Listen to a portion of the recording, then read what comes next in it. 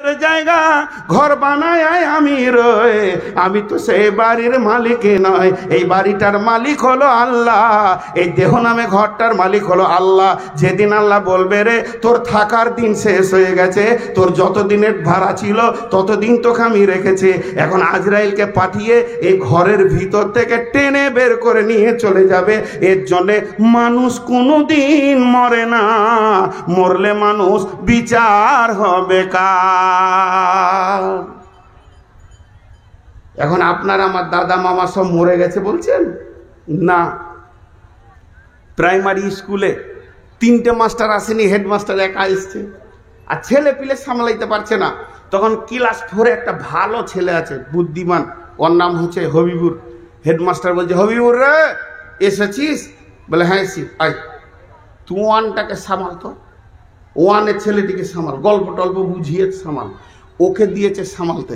হবিবুরের বাপ যে ছিল মাঠ, ছেলেটা পড়ছে নাকি খোঁজ করতে, যে ক্লাসরুমে ঢুকে বলছে হবিবুর কই রে? ওরা বলছে নাই, পালিয়েছে, সে সকালেই পালিয়েছে। হেডমাস্টারকে শুধাইছে, আছে? মুচকি হাসছে, আছে। এ রোমে ছিল, আমি এ রোমে দিয়েছি, ওকে কাজে রেখেছি। আপনার আমার কাছে আমাদের মা বাপ নাই, চলে গেছে কবরে, কিন্তু যে মালিক তাকে জিজ্ঞেস করেন আল্লাহকে, হ্যাঁ আছে, ও আমি অন্য জায়গায় রেখেছি, তোদেরকে এইদিকে রেখেছি, তোরা পর্দার খবরটা পাবি না, এইদিকে যখন ঢুকবি তখন বুঝতে পারবি ওরা আছে। ওরা কেউ মরেনি, মরি যদি যাবে তো বিচার হবে কি করে, জান্নাতে কে যাবে আর জাহান্নামে কে যাবে, ওগুলো কি তালা মেরে দেবে? না, তারা আছে, আল্লাহর কাছে জমা আছে, আল্লাহর কাছে। এর জন্য সবাই হাজির আল্লাহর কাছে, মানে মাঝি আর মুস্তাকবেল বলে কিছু নেই, সবই হালাতের ওপরে রয়েছে হাল। অতএব বন্ধু, মানুষ কোনোদিন মরে না। এবার আল্লাহর নবী বলছেন মত হচ্ছে একটা পর্দা। বিসমিল্লাহির রহমানির রহিম। আল্লাহু লা ইলাহা ইল্লা হু আল হাইয়ুল কাইয়্যুম লা তাখুযুহু সিনাতুন ওয়ালা নাওম লাহু মা ফিস সামাওয়াতি ওয়া মা ফিল আরদি মান যাল্লাযী ইয়াশফাউ ইনদাহু ইল্লা বিইযনি ইয়ালামু মা বাইনা আইদিহিম ওয়া মা খালফাহুম ওয়া লা ইউহিতুনা বিশাইইন মিন ইলমিহি ইল্লা বিমা শাআ ওয়াসি'a কুরসিয়ুহুস সামাওয়াতি ওয়াল আরদা ওয়া লা ইয়াউদুহু হিফযুহুমা ওয়া হুয়াল আলিয়্যুল আযীম। আয়াতটার নাম আয়াতুল কুরসি, মানে সিংহাসনের আয়াত। এই আয়াতটার তরজমা হচ্ছে আয়াত তাওহীদের উপরে, এর ভিতরে 19খানা সাবজেক্ট ভরা আছে। এই আয়াতটাকে নিয়ে 19 ঘন্টা বক্তব্য রাখা যাবে, কিন্তু এই আয়াতের তরজমা তাফসীর হলো আল্লাহর আরশকে কেন্দ্র করে, আল্লাহর ক্ষমতাকে কেন্দ্র করে, আল্লাহর রাজ্যকে কেন্দ্র করে। তবে এটা মওতের সাবজেক্টে কেন আনলাম? বিশ্ব নবী, দয়ার নবী, আল্লাহর নবী, আখেরি নবী, তিনি এটাকে মওতের ব্যাপারে লাগিয়েছেন। তিনি বলছেন এই আয়াতটার ফজিলতটা হলো মওতের সাথে সম্পর্ক। কেউ যদি দিনে 5 বার আয়াতুল কুরসি পড়ে, আর একটা হাদিসে এসেছে কেউ যদি 7 বার পড়ে, 5 বার কখন পড়বে টাইমটা শুনেলেন? ফরজ নামাজের সালাম ফিরার পর, সুন্নতের আগে। ফরজ নামাজের সালাম ফিরার পর, সুন্নতের আগে। ফরজ নামাজের সালাম ফিরা হয়ে গেল, সুন্নত শুরু করার আগে যদি কেউ 5 ওয়াক্তে আয়াতটা পড়ে, আর সকাল সন্ধ্যা যে 7 বার বলেছে, সে সকাল আর সন্ধ্যা ধরেছে, 7 বার যদি কেউ পড়ে, আল্লাহর নবী বলছেন ওই লোকটা আল্লাহর কাছাকাছি লোক। বিশ্ব নবী বলছেন ওই লোকটা আল্লাহর এত কাছাকাছি যে আল্লাহকে দেখতে পেয়েছেন, তিনি গায়েব দেখতে পান, কিন্তু ও আল্লাহকে দেখতে পেয়েছে না। শুধুমাত্র মধ্যখানে একটা পর্দা আছে, ওই পর্দাটা যেদিন ফেড়ে যাবে, পর্দাটা যেদিন উড়ে যাবে, পর্দাটা যেদিন ছিঁড়ে যাবে, পর্দাটা যেদিন শেষ হয়ে যাবে, সরাসরি আল্লাহকে দেখা করবে।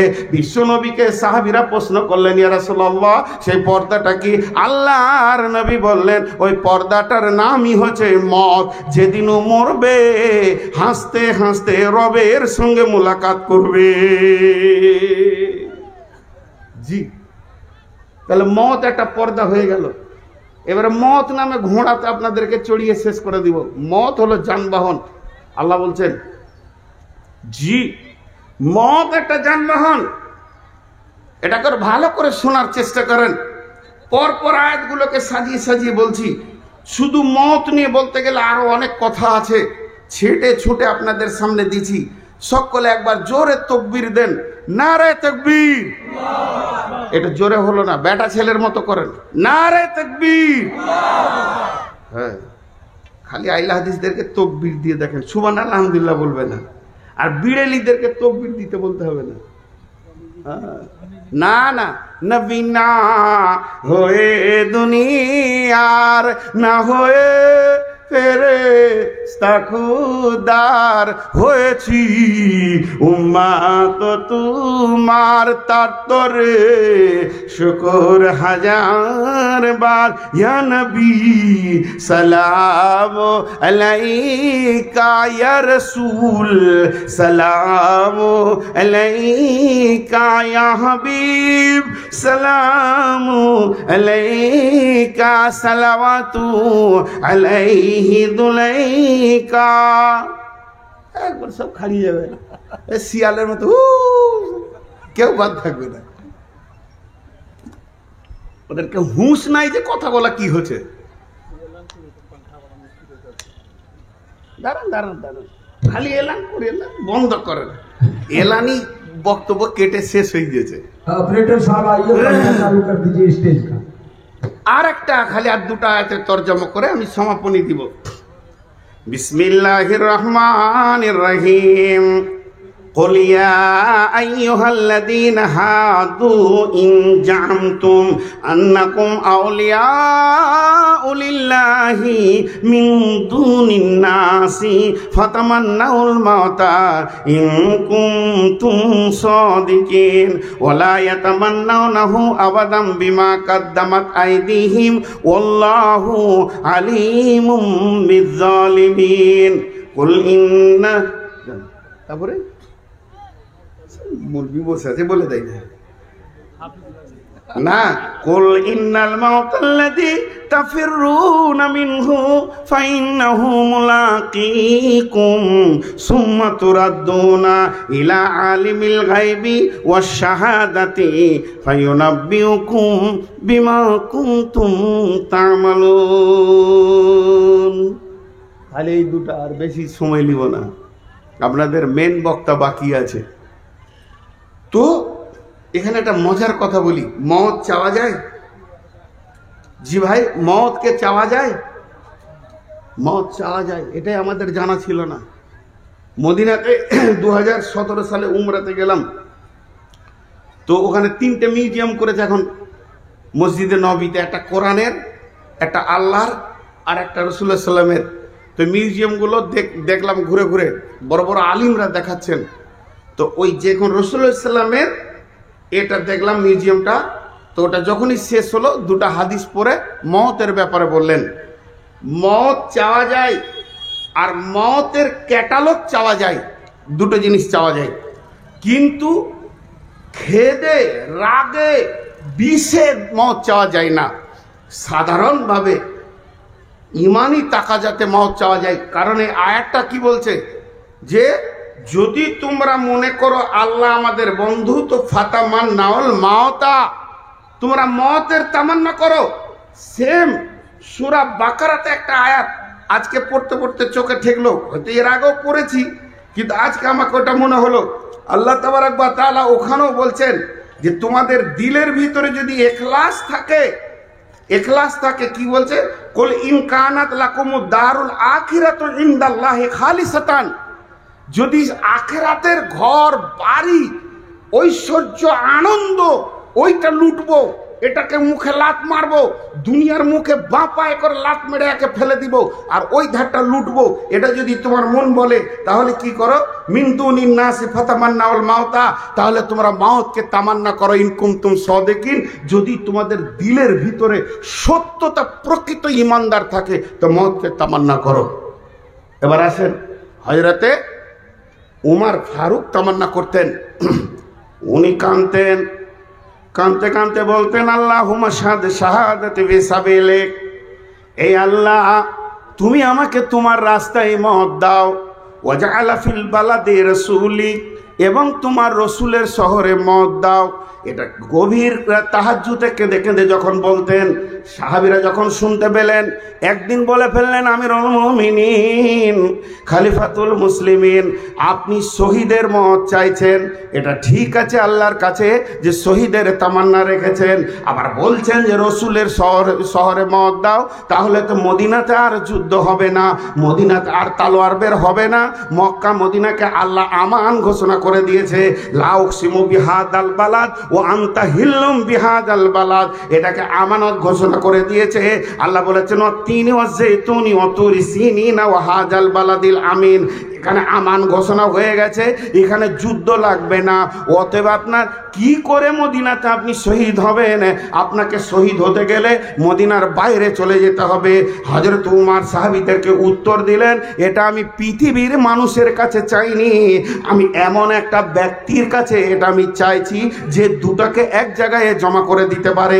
তাই তিনি মসজিদে নববীতে নামাজের অবস্থায় ছিলেন, আর আবু লুলু নামে এক বেঈমান হাফসি তাকে শহীদ করে দিলেন।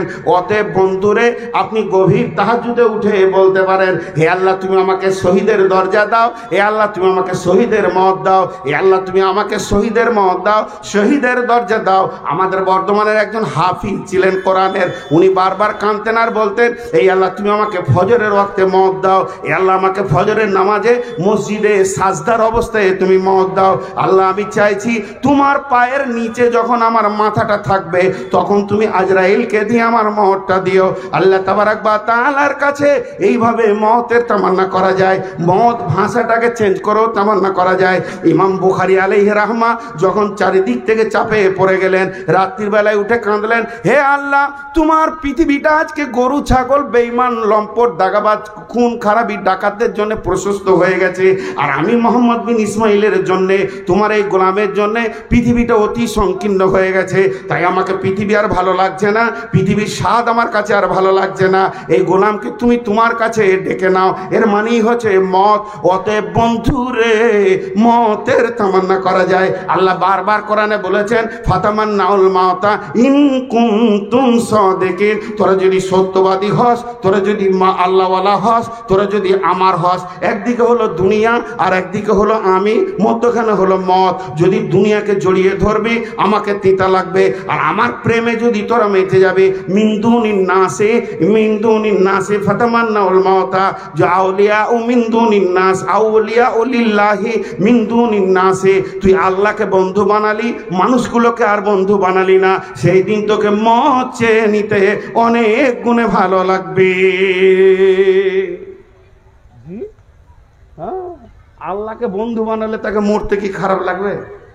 হাজি ভাই, এখন একটা দোয়া করব যে আল্লাহ যেটি বসে আছি সবটিকে মেরে দাও, আর ঘর যাব না। এই দেখ কে কে বুকে হাত দিচ্ছে, ওরে বাবা রে মরবো নাকি রে, কোন মলবি এলো রে, এক্ষুনি দোয়া করব।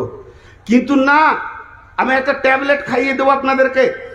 আমার এখানে হাতে পায়ে একটা ঘা হয়েছিল, তো গ্রামের একটা ডাক্তার ছুরিলে এমনি করছে আমাকে, দেখছে মলবি কি করে, মানে কাটতে দেবো না। বলছে মলবি সাহেব এখন দিবেন না, ইঞ্জেকশনটা বার করি। কোকেন মেরে দিয়েছে, তারপর ও কেটে কেটোকায় সাফ করলো, অসুবিধা হলো না। তো আপনাদেরকে আমি শুধু একটা ট্যাবলেট খাওয়াবো, এই ট্যাবলেটটা যখনই খাবেন আপনারা বলবেন মত এসে যাক, আজরাইল এসে যাক, আপনারা বলবেন।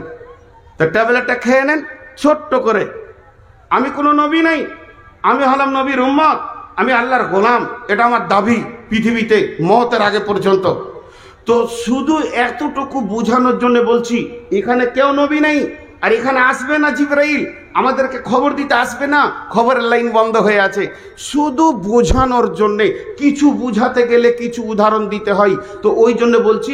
মনে করেন এক্ষুনি জিবরাইল এলো, জিবরাইল আসার পর কি বলছে, ফুসফুস করে বলে গেল যে আল্লাহ আরশ থেকে এই ময়দানটা এখন দেখছেন না, সত্য ওনার ইলম সবসময় হাজির, কিন্তু এখন দেখছে আরে বায়ান শুনছে যে আল্লাহ এইখানে যতটি মহফিলে নর নারী শিশু পুরুষ আছে, বৃদ্ধ শিশু আছে, আল্লাহ এই মুহূর্তে সবারই ওপরে রাজি আছে। ও হাজার পাপ করে গেছে, সব মাফ করে দিয়ে আল্লাহ রাজি হয়ে আছে। বলেন মরতে ভালো লাগবে কিনা? আরে হ্যাঁ না বলেন, এই মুহূর্তে আল্লাহ আমাদের ওপরে রাজি আছে, তাহলে মরতে ভালো লাগবে কিনা? ভালো লাগবে। তো সাহাবীরা কখন মওতের দিকে লাফ মেরে পড়েছে, যখন ওর নামের পাশে রাজি আল্লাহ চলে এসছে।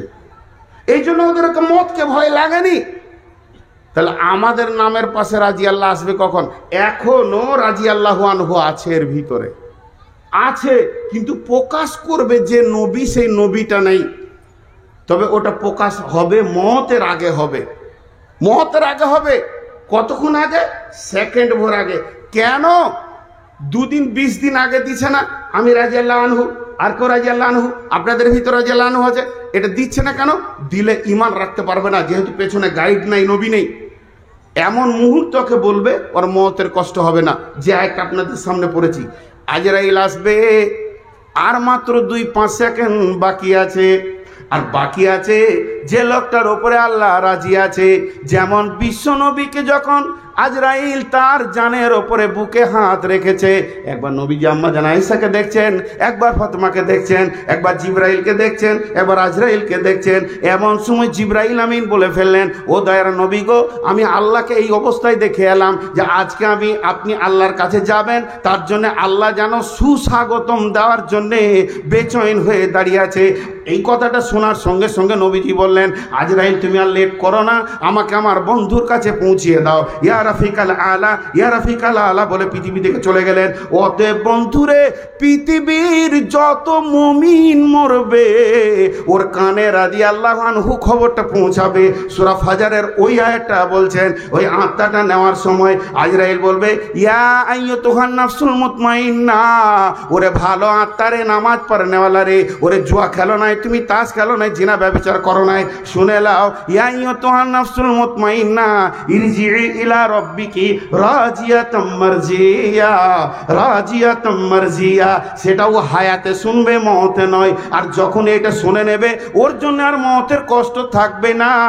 তোমার উপরে আল্লাহ রাজি আছে, তুমি তাড়াতাড়ি চলো, আল্লাহ তোমার জন্য অপেক্ষা করছে।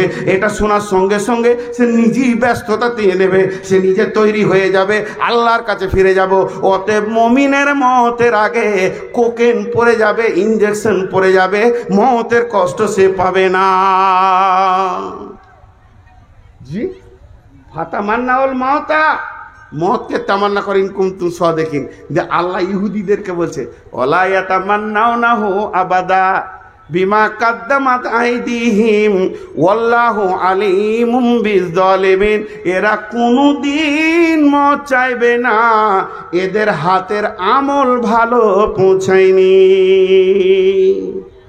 এটা আবার উদাহরণ দিব, এই উদাহরণটা শুনেন, মন দিয়ে শুনেন। প্রত্যেকটা আমার উদাহরণে খুব মজবুত পয়েন্ট থাকে। এই আপনার গ্রামের কোনো লোক দিল্লি যাবে, তা আগেকার যুগে টিকিট করতে গেলে কাটিহার যেতে হতো। তোর বাড়িতে একটা রাখাল আছে, মা নাই বাপ নাই, এতিম ছেলে ওর ঘরেই থাকে। তো এখন ওর ছেলেটাকে বলছে, রে বেটা কাজগুলো গোছিয়ে আমি দিল্লি যাব, টিকিটটা করে আসি। তো গ্রামে কম্পিউটারে যাবে, তখনও বলছে, চাচা আমিও দিল্লি যাব, আমি দিল্লি দেখিনি জীবনে, আমার মা বাপ নাই, তো তোমার সঙ্গেই যাব। তো মনটা বলে, তো লে যাই সাথে, চল দিল্লি ঘুরে আসবি।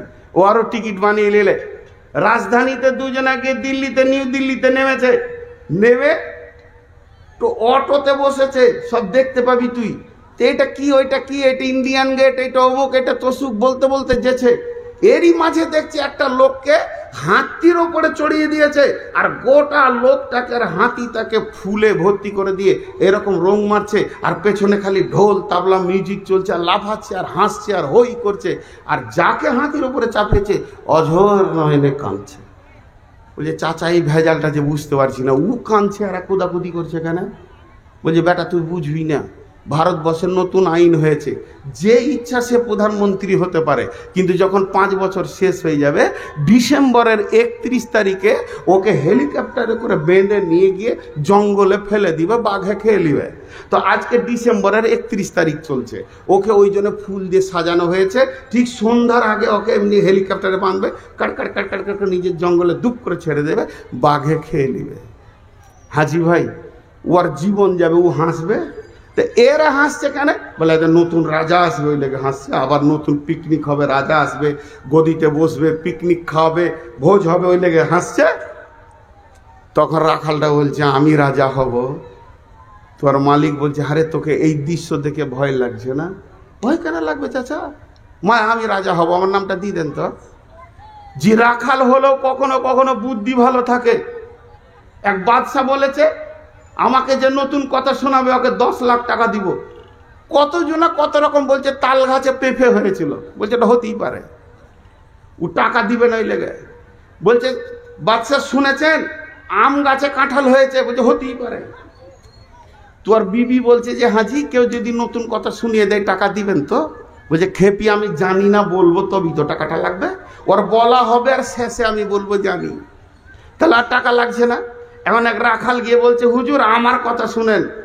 বলছে কত পণ্ডিত গেল রসাতল আর তুই বলছিস কত জল, আয় তুই কি বলবি? রাখাল তখন বলছে আপনার বাপের সঙ্গে আমার বাপের বন্ধু ছিল। বলছে ওটা জানি, আসলে ছিল না, ও টাকা দেওয়ার ভয়ে বলছে জানি। বলছে এটাই শেষ নয়, আরো কথা আছে। বলে কি? আপনার বাপের কাছে আমার বাপ 12 লাখ টাকা পায়। জানি বল, জানি বলবি তো 12 লাখ, না জানি বলবি তো 10 লাখ। এমন চাপে পড়েছে। তো এখন এই রাখাল বলছে যে আমি প্রধানমন্ত্রী হব, ওর নামটা দিয়ে দিলে ও প্রধানমন্ত্রী হয়ে গেল। যখনই ও প্রধানমন্ত্রী হয়েছে আইন রচনা করছে, যত মিলিটারি বিএসএফ সিএসএফ কনস্টেবল থানার পুলিশ যত আছো সব কলকাতা চলে এসো, গোটা ভারতে জমা করে নিলে। বলছে আন্দামান দ্বীপপুঞ্জে চলে যাও, যত বাঘ ভালুক আছে মেরে দাও। বুঝতে পেরেছেন? বাস করছে এখানে আর জঙ্গল সাফ করছে। দ্বিতীয় বছরে গোটা জঙ্গলটাকে সাফ করে পার্ক বানিয়ে নিল। তৃতীয় বছরে ভালো ভালো ফ্যামিলিগুলোকে ওখানে পৌঁছিয়ে দিয়েছে, হসপিটাল বাস ট্রেন রেল সব করে নিল। এবার বলেন ও যাওয়ার দিন কাঁদবে না হাসবে? ও যাওয়ার দিন, জঙ্গলে যাওয়ার দিন কাঁদবে না হাসবে? আল্লাহ তাবারাক ওয়া তাআলা এটা বলছেন ওয়ালা ইয়াতামান্নাউনাহু আবাদা বিমা কাদ্দামাত আইদিহিম ওয়াল্লাহু আলিমুম বিজ্জালিমিন। যারা পৃথিবীর বুকে নিজেরা ঘর বাড়ি পাকা জমি জায়গা করে আনন্দ করে নিয়েছে, ওরা যাওয়ার দিন কাঁদবে। আর যারা এখান থেকে মাল পাঠিয়ে রেখেছে আগে থেকে, ওই জঙ্গলকে ঠিক করে রেখে দিয়েছে, ও তো জানে আমাকে যেতেই হবে, বাপকে ছাড়তে হবে, ভাইকে ছাড়তে হবে, বিবি ছাড়তে হবে, ছেলে ছাড়তে হবে, নানা দাদা দাদি সমস্ত পৃথিবীর বাঁধনকে ছিঁড়ে আমাকে যেতে হবে। তাহলে ওই জঙ্গলটার নাম হলো আখেরাত। আর আখেরাতে মাল পৌঁছানোর একটা রাস্তা আল্লাহ করে দিয়েছেন, সাদকায়ে জারিয়া, দান খয়রাত। যে 10,000 20,000 25,000 পাঠিয়ে পাঠিয়ে পাঠিয়ে পাঠিয়ে রেখেছে, ওই লোকটা যেদিন মরবে সেদিন হাসতে হাসতে যাবে। ও জানে এখানেও ছিলাম 20 বিঘের মালিক, 50 লাখের মালিক, ওই ধারও 50 লাখ পাঠিয়ে রেখেছে, অতএব মতের দিন সে কাঁদবে না। তাই আমার আল্লাহ বলছেন ওয়ালা ইয়াতামান্নাউনাহু আবাদা বিমা কাদ্দামাত আইদিহিম ওয়াল্লাহু আলিমুম বিজ্জালিমিন। যারা জালেম হবে তাদের হাতের আমলগুলি খারাপ পৌঁছে আছে এখানে, অতএব তারা মতকে চাইবে না, কিন্তু মতকে চাইবে ওই যে ভালো আমল পৌঁছে রেখেছে। আর একটা আয়াত আছে, 5 মিনিট লিব, অসুবিধা আছে? মুখারে চলে এসছে নিয়ে না, চালান বলে নাই। হ্যাঁ, যার ভাগ সে চালাবে, আমি কেন চালাবো? জি, দ্বিতীয় আয়াতটা এবার শুনেন। আল্লাহ বলছেন বিসমিল্লাহির রহমানির রহিম কুল ইন্নাল মাউতাল্লাযী তাফিরুনা মিনহু ফাইন্নাহু মুলাকীকুম সুম্মা তুরাদ্দুনা ইলা আলিমিল গায়বি ওয়াশ শাহাদাতি ফায়ুনাব্বিউকুম বিমা কুনতুম তা'মালুন। একটা বড় কঠিন। আল্লাহকে সাক্ষী রেখে বলছি, যখন এই আয়াতটা কখনো কখনো একা মনে পড়ে, নিজের আমলের কথা প্রকাশ করতে নাই, চোখে পানি আসে যে কি ঘটনাটা ঘটবে। আল্লাহ বলছেন নবী হে, ওদেরকে বলে দাও, ওই চালাকগুলোকে বলে দাও, ইহুদিদেরকে বলে দাও, তারা যদি মত থেকে দৌড়ে পালিয়ে যায়, পালাতে পারবে না, পারবে না, মত তাদেরকে মোলাকাত করে নেবে। ওই যে প্রথমে উদাহরণটা দিয়েছি, ওই ঝালের ভিতরে বস্তার ভিতরে ইঁদুরটা ঢুকেছে, মুখটা বাঁধা আছে। এখন ইঁদুরটা সামনে গেল, বস্তা পেছনে এলো, বস্তা উপরে বস্তা, পেছনে বস্তা, যেদিকেই যাবে সেই দিকেই বস্তাটা ওর মাথায় ঠেকবে। নবী হে, তুমি পৃথিবীওয়ালাকে ইহুদিদেরকে বলে দাও, তোরা মত থেকে যেদিকেই পালাবি সেখানেই গিয়ে মতকে দেখতে পাবি, অতএব মত থেকে পালাবার ক্ষমতা তোদের নাই। নারায়ে তাকবীর। একটা হলো এক্সপ্রেস গাড়ি আর একটা হলো লোকাল গাড়ি। শুনেন মত কেমন করে আপনাকে দেখা করবে দেখেন। একটা হলো এক্সপ্রেস গাড়ি রাজধানী, আর একটা হলো ফকির বহা কি লোকাল। এখন সালাফি ভাই আমি আর আপনাদের হেড মৌলানা তিনজনাতে নিয়ত করেছি আগামী কাল সকালে শিলিগুড়ি যাব, কোনো কাজে যাব তিনজনাতেই, যেন ফার্স্টে রাজধানী লোকালটা ধরবো তিনজনাতে, একদম কথা পাক্কা। প্ল্যাটফর্মে গিয়ে দেখছি আমি আর হেড মৌলানা হাজির, সালাফি ভাই আসেনি।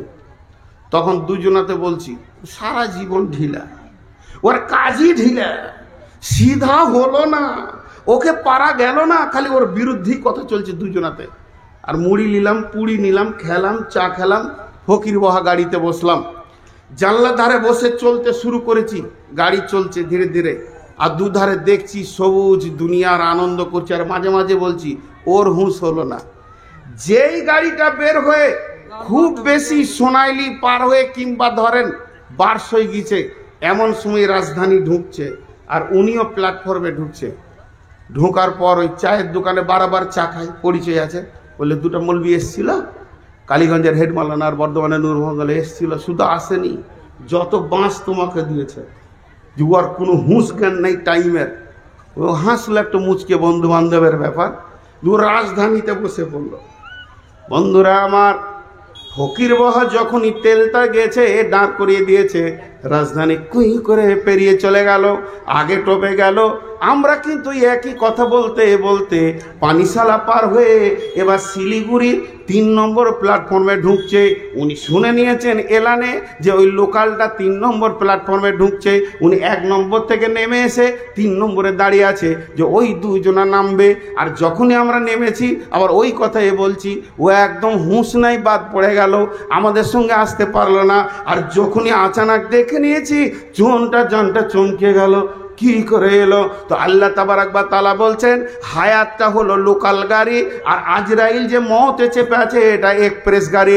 তুমি লোকাল গাড়ি নিয়ে দুনিয়াতে ঘুর করে বেড়াচ্ছ, কিন্তু জেনে নাও ঠিক টাইমে, ঠিক প্ল্যাটফর্মে, ঠিক জায়গাতে আজরাইল তোমার সামনে এসে দাঁড়িয়ে যাবে।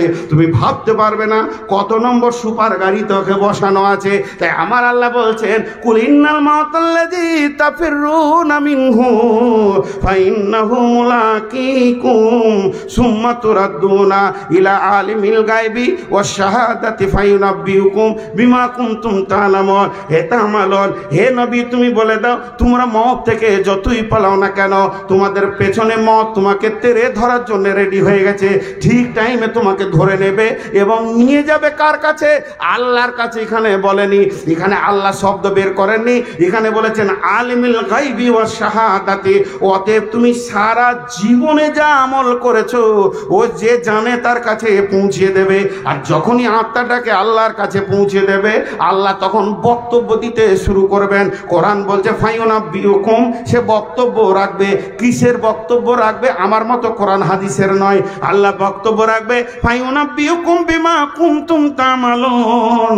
70 বছরে যতগুলি আমল করেছি 1 সেকেন্ডে আল্লাহ বলে দেবেন তার কুদরতে। তুই 25 বছর বয়সে কি করেছিস, 30 বছর বয়সে কি করেছিস, বাচপানা হালাতে কি করেছিস, তুই 70 বছর বয়সে কি করলি, গতকাল কি করেছিস, এখন কি করেছিস, সারা জীবনের আমলটা তার সামনে তুলে ধরে দেবে। ফায়ুনাব্বিউকুম বিমা কুনতুম তা'মালুন।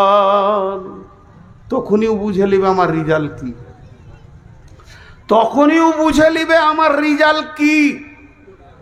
ভাইয়া, আজকে টোটাল আমার বক্তব্য ছিল মওতের ওপরে। মওতের অনেক কথা আপনাদের সামনে বলেছি, কিন্তু সব থেকে চালাক কে?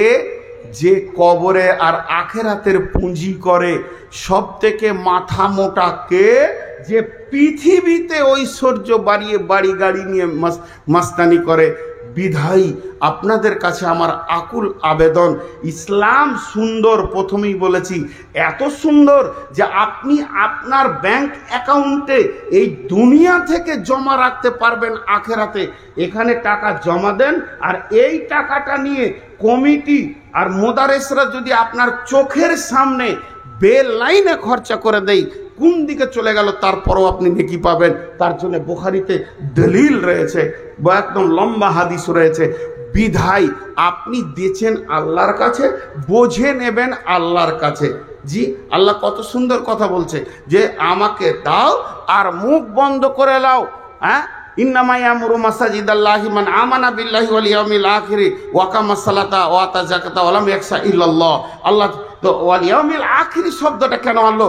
মসজিদ বানাও, মসজিদ বানানোর কথা বলা হয়েছে, কিন্তু মাদ্রাসা বানাও, কে যাই বানাও, বানানোর ব্যাপারে খরচা করো, কিন্তু আখেরাতকে সামনে রেখে করো, কারণ এর বদলাটা তুমি আখেরাতে পাবে। পৃথিবীতে পাওয়ার চিন্তা করে দল তৈরি করো না, গ্রুপ তৈরি করো না, এখানে তথ্য কথা বহুত লোকানো আছে। বিধায় আপনাদের কাছে আমি আকুল আবেদন করছি যে এই মরার আগে কেউ আছেন কি আখেরাতের ব্যাংক অ্যাকাউন্টে একটা 10,000 টাকা জমা করবেন, যেটা আপনি পৃথিবীতে হাত দিতে পারবেন না, আর মওতের পরে আল্লাহ বলবে নিয়ে যা, তোর টাকা জমা আছে নিয়ে যা। জি, আল্লাহ কই কোনো জায়গায় কোরআনে বলেনি যে আমাকে আমানত দে ফেরত দিব, বরং আল্লাহ বলেছেন ইকুরিদুল্লাহ